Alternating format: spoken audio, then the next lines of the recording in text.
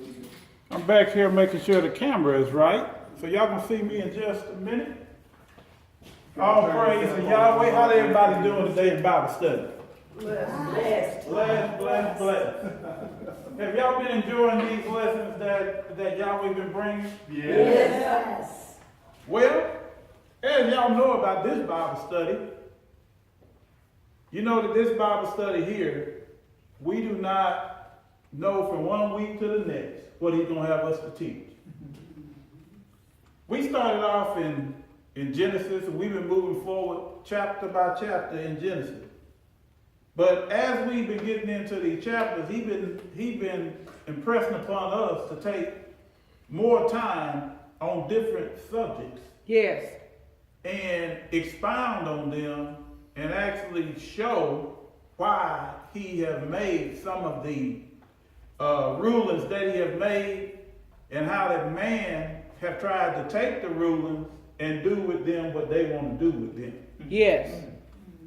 And so I thought that we was going on to the next chapter, but he said no. Now, wait a minute, who did I tell y'all that we work for?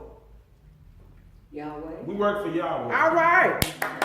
So now, if we work for Yahweh, do we have any choice about what chapter that we teach from? No. Do we have any choice about what the message is going to be? Come on now. Come on. No. Okay, and another thing that I told y'all when this Bible study first started is that we're not in no race. So however long he wants us to stay in one part of the Bible, that's where we're going to be. All right. I mean, we're not going to touch on something for 15 minutes that needs to be touched on for 3 days. Uh-huh. Okay? As long as the Spirit is teaching. Anybody that knows the story of the people of Israel when they was in somebody said captivity, but I don't want to call it captivity because they were set free. In Egypt? When they were out of Egypt, when they was out there in the wilderness, there it is. Oh, yeah. When Yahweh was ready for them to move, he moved from around the people. And he started moving in the direction that he was taking them. After he gave Moses understanding that I'm about to move. Yes. And Moses would tell the people that you need to pack up because tomorrow we moving. But if they was not going to move, a cloud would stay over the people during the day, and then a cloud of fire at night would stay over the people, letting them know you are exactly where I want you to be. Now, if you go any place other than where I'm at right now, you going out of your protection. That's right. And unless I decide to fight for you while you are outside of your protection, anything can happen. Yes. So, y'all prayed and asked that Yahweh would send somebody here to teach you, right? Yes. That y'all would be fed. The teachers have showed up. And we're going to teach exactly what he wants us to teach. And I was sitting up on last week after I left here, and I started asking Yahweh, I said, are we going to move forward? And very quickly I got the answer no. And very quickly he started putting stuff in my spirit. Yes. So, the title of the lesson today is, There's Nothing New Under the Sun. All right. There is nothing new under the sun. And for those of you that knows anything about this, it comes from Ecclesiastes chapter 1, verse 8 through 9. And it says, all things are worse, more than one can say. Now watch this. The eyes never has enough of seeing, nor the ears is filled of hearing. What has been will be again. What has been done will be done again. There is nothing new under the sun. All right. Amen to that. Amen. is nothing new under the sun means that in spite of all the new inventions or advances in technology, mankind continues to function as they have in the past. Human nature has remained and always will remain the same. Yes. Now, when I say that, I'm saying it with an understanding. So if I'm saying it with an understanding, that means that I should go into a little depth and make sure y'all understand, right? What I mean by that statement is that mankind, since the beginning of time, have been constantly redoing the same thing over and over again. So these youngsters at today thinking they doing a new sin, it's not no new sin. You just giving it another name. You just go about getting to it a different way, but it all is the same thing. Right. Because sin is sin in the eyesight of Yahweh. And what I like about him when I first started studying and I started looking at how he laid things out with the commandments, he made sure that me, you, or nobody that would ever be born was going to find a loophole to get around his commandments. So everybody that thinks that I'm smarter than him, and oh man, I done thought about this for 2 weeks, I done thought about this for 4 months, I done thought about this for 5 years, and I done found a way to get around that commandment. I haven't seen it yet. Because it amazes me how he even set them up.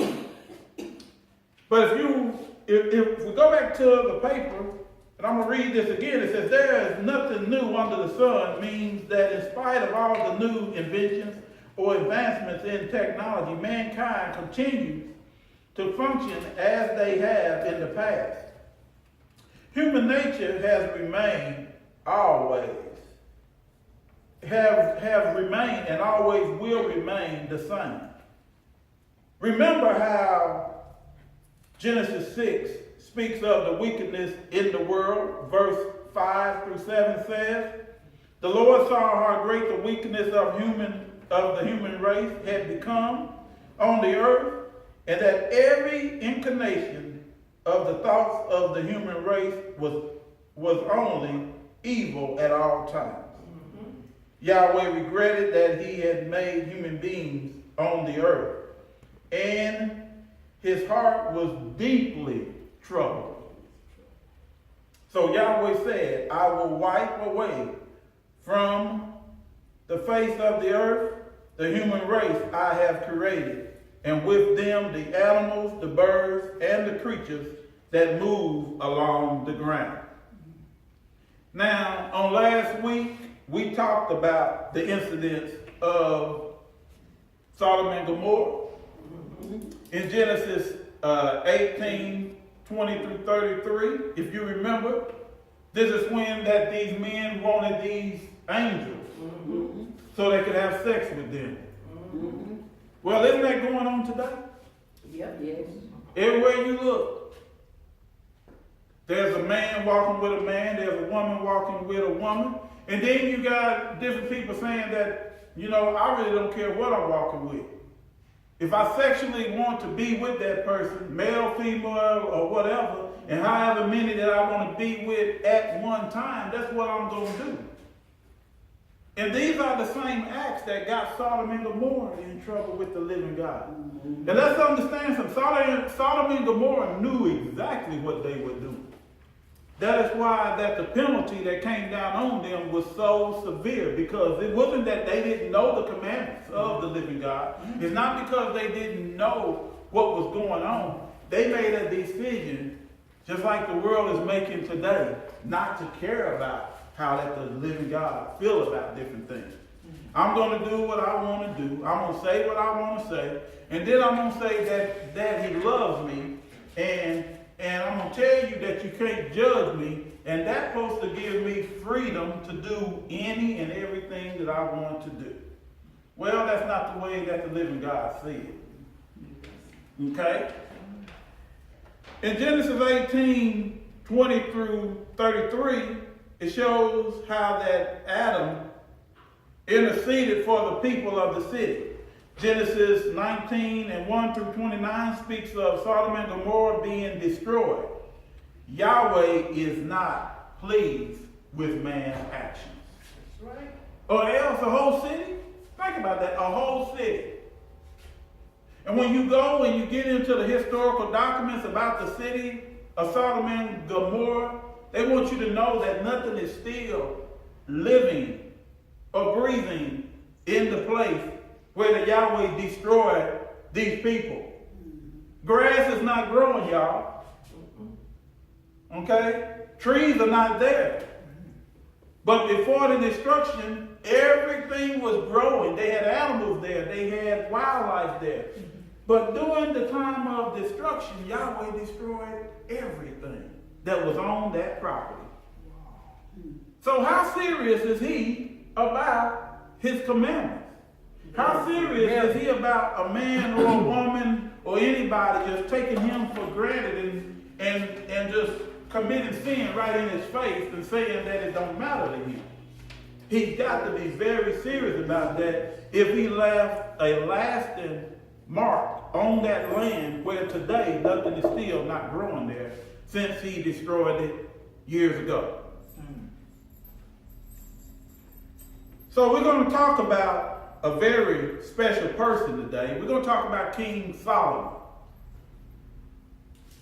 Very quickly, who knows anything about King Solomon? Anybody? Just one thing you may know about him. He was very rich. He was very rich, okay? Miss Phyllis, you got anything? No. Miss Ella? Miss Linda? Very wise. Very wise. You know anything about him? Okay. He was also the most powerful man on the face of the earth at that time. Okay? And we're going to talk about that. But with all this wisdom, with all this wealth, with everything that Yahweh gave him, I really want y'all to look at what happened to this man, to this servant of the Most High Yahweh. Okay? King Solomon was a very unhappy man. He was a very what? Unhappy man. Wow. I wonder why would a man that have all the wealth, all the riches, can have anything he wants, why would he end up unhappy? He has everything that the world tells you that we're supposed to go after, everything that we're supposed to aspire to be. He had it given to him on a silver platter, but yet he was what? Unhappy. So let's look at this. It says when King Solomon wrote this statement in Ecclesiastes, he was emphasizing the nature of human life on earth and the emptiness of living only for the rat race. Anybody know anything about living for the rat race? That's when you get up every morning and if the job says you're supposed to be there at 9, if you got to take children to school, if you got to do this, you got to do that, if you got to take your spouse to work and then you got to go to work, you get up in the morning and you on that rat race. And you trying to get there. You trying to figure out how you going to work on time. And you like this. And then you get home and you sit down and then you back like this. And then you back like this again. And then you running. And now I got to go take the kid to soccer. Now I got to go do this. And now I got to go to that PTA meeting. Now I got to go to that meeting with my boss because I'm fixing to get a raise. And now I got to take this extra class. And now I got to do this. And now I got to do this. Constantly something going on in your life. My. Constantly. That's a horrible way to live. That is a very horrible way to live. But when you are outside of the confines of Yahweh's mercy, grace, and his blessings, that's where you will find yourself. On that rat race. Man working to meet all these worldly goals to later find yourself empty, unfulfilled, and without purpose. King Saul was the wisest, richest, Solomon. and most powerful man of his time. His wisdom was spoken of all over the earth. His wealth was far beyond imagination. Far beyond imagination. We're going to see about that in just a minute. King Solomon being the wisest and richest and most powerful man of his time, found himself in a place of having an unfulfilled, unhappy life.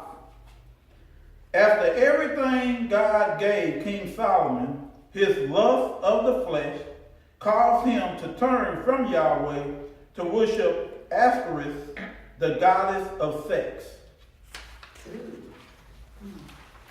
Now, this was one of the, Ashtoreth is a god that comes up constantly throughout Scripture with Baal and with Malik and with other different gods. Yes. And so, this was a well-known god. Why do you think this god was so well-known? God of his flesh. Because so many people get caught up in the fleshly desires of all the different sexual inclinations. And doing all these different things that are sexual. And we're going to stop right there, because we'll be here for 5 weeks or longer if we had to try to get into all of this different sexual stuff that people do. Solomon turned his back on God, not only lost his kingdom, meaning he had been given rulership over all of Israel, but he lost his place in Yahweh's kingdom. My. Okay? So what does Scripture say? What does it profit a man to do what? Gain the whole world and then lose what? His soul. Your soul. Ain't worth it. It's not worth it. Did all this wisdom, wealth, power make Solomon happy? No. The answer is no. No. And this coming straight out of his mouth. The words of the preacher, Solomon, the son of David, king in Jerusalem, Ecclesiastes 1:1. King Solomon declared himself to be the preacher. King Solomon was going to tell the whole world how all his wealth, honor, and glory came to nothing. Vanity of vanity, says the preacher, vanity of vanity, all is vanity. That is Ecclesiastes 1:2. Now, King Solomon wrote the book of Proverbs and Ecclesiastes. The book of Proverbs records his wise sayings.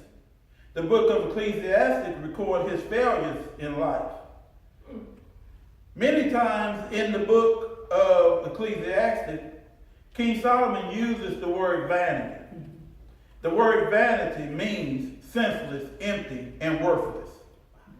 So King Solomon sums up his whole life and his accomplishments as senseless, empty, and worthless. Wow. King Solomon used his God-given wisdom. See, he didn't have to go to a school and sit there for hours and hours upon hours and study night after night, hours and hours in order to have this wisdom. God gave it to him. See, and I know a little bit about that because I have God-given gifts, and I've seen how people react that had to go and aspire and had to go study and had to go practice to do what I've done that was just like me talking to you right now. Or just like me just walking in the room. And see, that's how any God-given gift is. It is something that you don't have to work at. It's something that has been given to you. Yes. And all you have to do is take care of it. And all you have to do is respect it. Yes. All you have to do is honor it. And all you have to do is stay in obedience to that gift that he gave you and use it for the betterment of the kingdom. Yes. And see, and I was doing this as a young man and didn't even realize it. See, what y'all don't know, I got a God-given talent to play drums. That was given to me at 4 years old. And I used that gift in the church. But when I decided to walk out of the church at 17 years old, I had all types of bands coming up to me that had heard me play and said, man, come on. You can make plenty of money. Come on, play with us. Come on, do this for us. But I stand here and I can honestly say that I've never used my God-given gift to play drums for the world. And I used to do something as a young man And then when I got back on this side, I seen that I was doing the same thing that these men in the Bible was doing. Meaning that just like when King David would go to the battlefield, he would pray before he went to battle to Yahweh to ask that the battle was his and different people. But I remember as a young man getting on those drums in church, and without even thinking about it, subconsciously, I went into prayer and asked Yahweh to use me in his service. Yes. And I watched people healed as I played the drum. I watched people being set free as I played the drums.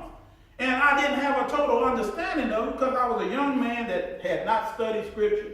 I was a young man that just realized that I had a God-given gift. And I protected that gift to the best of my ability. That even though I went out here and I got off into sin and left the church, I never used the gift outside the church house. All right.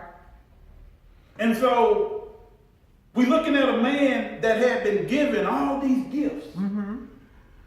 And let's see what this man is going to tell you about these gifts. It says, King Solomon used his God-given wisdom to search out all the mighty works mankind had accomplished to make their lives better. King Saul was raised wanting nothing. How about that? He didn't want for nothing. Being the king's son, King Solomon had the best of everything. Anything his heart desired. He had the finest education, the richest clothes, the highest quality of food. He lived like a king all his life, but never understood the life of those who had to work for a living. Now we know about that, right? Everybody in this room have had to work for a living, right? Yes. And how do we go about it? The way that the world taught us. Hey, if you don't get out here and get it, I mean, it's gonna pass you by. And if you want to be a doctor, you got to go to school for so many years. If you want to be a technician, you got to go to. If you want to be an insurance, you got to go to school. If you want to be if you want to be, and something had to be done on your part in order for you to be able to take advantage of that opportunity. Yes. It says he had the finest of all entertainment, the best singers, the finest musical instruments. Anything King Solomon delighted in, he had. In King Solomon's unquenchable thirst for happiness, he sent ships all over the world to search out magnificent treasures. No expense was too great to bring from afar everything that would bring delight to his heart. Are you getting a good picture of King Solomon? Uh-huh. And keep him entertained. Whatever he desired, he went after. How about that? Whatever he desired, he went after. He had horses and chariots without number, wealth without measures. His great strength, wealth, and wisdom were recognized all over the world. All King Solomon accomplished in the flesh would take several books to record. So this man done some things, had some things, and have accomplished a lot of things. Mm-hmm. But watch this. No man before or since had all the wealth, glory, recognition, and honor that was given to King Solomon. I'm going to read that again. No man before or since had all the wealth, glory, recognition, and honor that was given to King Solomon. What more could any man wish for in this world? But in all this abundance, King Solomon was not happy. My. What would be King Solomon's downfall? King Solomon succumbed to 3 deadly sins. And Linda, if you would go to Deuteronomy 17 and 14 through 20 for me real quick. King Solomon succumbed to 3 deadly sins. Deuteronomy 17 and 14 through 20. All right, I got it. King Solomon succumbed to 3 deadly sins: the lust of the eyes, the lust of the flesh, and the pride of life. You there, Linda? Yes, and I would like to also say that it seems like that since he had a relationship with the true and living God, as well as having the wealth and everything that he had, it seemed like he would have been happy. But I guess the question is that once Yahweh gave him all the things that he had as far as wisdom, did he keep and nourish that relationship that he had with him? Okay, we're going to look at that in just a minute. Okay, so Deuteronomy 17, 14 through 17. 14 through 20. 14 through 20, it reads, "When you enter the land the Lord your God is giving you, and have taken possession of it, and settled in it, and you say, let us set a king over us like all the nations around us. Be sure to appoint over you the king of Yahweh your God chooses. He must be from among your own brothers. Do not place a foreigner over you, one who is not a brother Israelite." Okay, stop right there. Why would you think Yahweh would not want a foreigner over the nation of Israel? Because they wouldn't understand. They wouldn't understand is one thing. And they were going to be serving other gods and idols, Exactly. and lead them astray. They were going to lead them into practices that were against Yahweh. Okay. So that's why that this king had to be someone of the house of Israel, someone that already lived by the commandments of Yahweh. Okay. Okay? Go ahead, Linda. Verse 16, "The king, moreover, must not acquire great numbers of horses for himself, or make the people return to Egypt to get more of them. For Yahweh has told you, you are not to go back that way again." So when Yahweh took us out of Egypt, he didn't want us to go back. What happens when somebody has an addiction and they say, "Oh, I'm clean. I'm free. I don't do that no more." What is the main thing that anybody that will help them get out of any type of addiction, what do they tell you to do? Stay away. Stay away from what? Other people that do that with that addiction. Right. Stay away from the places you used to go. Stay away from people that do the things you used to do. And this is what Yahweh is saying right here, straightforward. Stay away. Don't go back. Don't go back that way. Yes. Go ahead, Linda. "He must not take many wives, Mm-hmm. or his heart will be led astray." Oh, wait a minute. He says, do not take many wives, or what will happen? His heart will be led astray Led astray from who? from him. From Yahweh. Yes. Okay? Go ahead. "He must not accumulate large amounts of silver and gold. Mm-hmm. When he takes the throne of his kingdom, he is to write for himself on a scroll a copy of this law." Okay, hold up. You understand what law Yahweh's talking about right here? He's talking about everything that he gave to Moses on Mount Sinai, on those commandments, and everything that was given when they was out there in the wilderness that was still in place. He supposed to have wrote his own copy, where that at any time he could reach and grab his own copy and see if he was in line with the true and living God. Okay, keep going, Linda. When he takes the throne of his kingdom, he is to write for himself on a scroll a copy of this law, taken from that of the priests, who are Levites. It is to be with him, and he is to read it all the days of his life. So Read it out long? all the days of his life, Okay. so that he may learn to revere the Lord his God, Yahweh, and follow carefully all the words of this law and these decrees, and consider himself better, and not consider himself better than his brothers, and turn from the law to the right or to the left. So that right there lets you see that no matter how high you get up in society, No matter how high you get up in man's eyesight, we're not supposed to look down on each other. That's right. Because you have been exalted to that place. But you was not exalted to that place because you better than anyone else. You have been exalted to that place because the living God chose you. Just like last week, it told you in the lesson that he chose us. We didn't choose him, right? Yes. And then it said that he appointed us, right? Right. Well, he appointed Solomon king.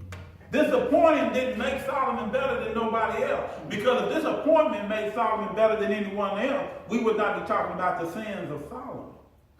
All right, all right. Okay, now back. Thank you, Linda. Now back to our lesson. So when you start thinking about what Linda just read, and you keep looking back at what I'm fixing to share with you, why I wanted that read, because I wanted you to see as man gets off in their own little world and goes off into sin, they get further and further away from the living God. Yes. And as we get further and further away from the living God, all these headaches start coming up. All these problems start coming up. All these situations keep coming up. And you can have all of the wealth, all of the riches, you can have all of this stuff, but you're going to come up unhappy. Yeah. So now I'm going on to the third page of this lesson.